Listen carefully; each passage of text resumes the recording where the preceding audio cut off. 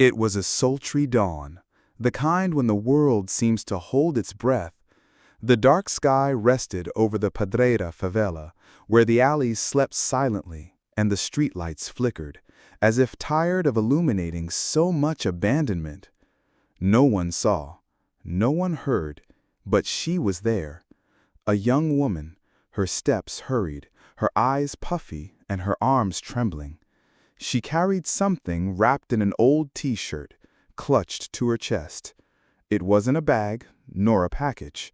It was a baby, fragile, newborn, still with its umbilical cord barely cut, its eyes glued together from being so small. She walked to a blue trash can, hesitated for a few seconds, and then placed it inside, among garbage bags and food scraps. Then she disappeared into the darkness, as if she had never existed. Hours later, the crying began. At first soft, then louder. It was a faint but insistent sound, as if the life within was screaming for a chance. Dona Lourdes, a recyclable waste collector, was already pushing her rusty cart down the street at that time. For years, she had been making that journey before sunrise, collecting cans, cardboard, and scraps that became her sustenance. When she heard the cry, she stopped. She thought it was a baby. But when she approached the trash can and pushed aside the black bags, she saw the scene. A naked baby, cold-skinned, red-eyed. Dona Lourdes's heart nearly stopped. With calloused hands, she picked up the boy and wrapped him in her shirt. She ran to the community health center. He arrived breathless, screaming for help. The doctors treated him immediately. Hypothermia, dehydration, signs of infection. But he was alive. Against all odds, alive.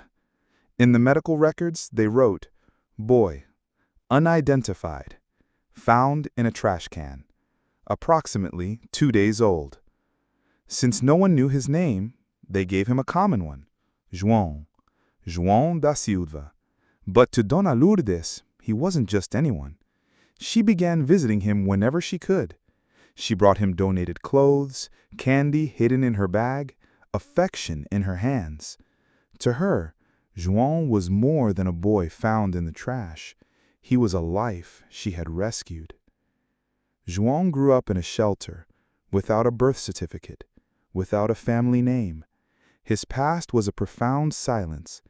When asked where he came from, he couldn't answer. And the others, cruel as only children can be, laughed at him. "Little João from the trash," they said. "Not even your mother wanted you." João didn't answer. He kept his words like stones in his chest. He didn't cry. He didn't fight. He just observed. And he hid in books. Since he was little, he loved to read. He read everything: children's stories, old news stories, forgotten manuals. He read to understand the world and perhaps to escape it. He was quiet, but intelligent. He learned quickly, asking questions too profound for his age. He was strange, the adult said, difficult to deal with. He passed through several foster families, 4 to be exact. None wanted to take him in, either because he didn't smile or because something was broken. At 10, he returned to the shelter as if returning to a cell. But he never forgot Dona Lourdes. She was the only one who seemed to truly see him. At 14, João had access to his complete medical records. He read everything: trash can, dirty blanket, cord cut with a knife, abandonment. He saw the harsh words written on official paper and felt as if he were rotting inside. That night, he cried alone. Wrapped in the thin blanket of the shelter, he felt an old, deep pain he hadn't known existed. For the first time, he felt anger. Then, he began to write. He took out an old notebook and began to write down everything he felt: loneliness, silence, questions. He wrote as if each sentence cleansed a piece of his soul. At 17, he met Dona Lourdes again. She was weaker, her eyes tired, but she smiled when she saw him. Juan hugged her like someone holding an anchor. They talked for hours. Before saying goodbye, she handed him a crumpled envelope. "This has been with me for a long time. It's yours now," she said. It was a letter, handwritten with shaky writing, full of erasures. It was from his mother. It had never been delivered. She said she was young, scared, without support. She said she loved her son, but was afraid. That she left him not out of contempt, but out of desperation. That she carried regret every day. Juan read the letter over and over. He cried as before. He screamed. He felt anger, then sadness, then something different. It wasn't forgiveness, but it was understanding. He understood, perhaps for the first time, that the abandonment wasn't his fault. At 18, he left the shelter. He lived in a tiny room and got a job at a community library. He earned little, but he was happy among bookshelves. At night, he wrote.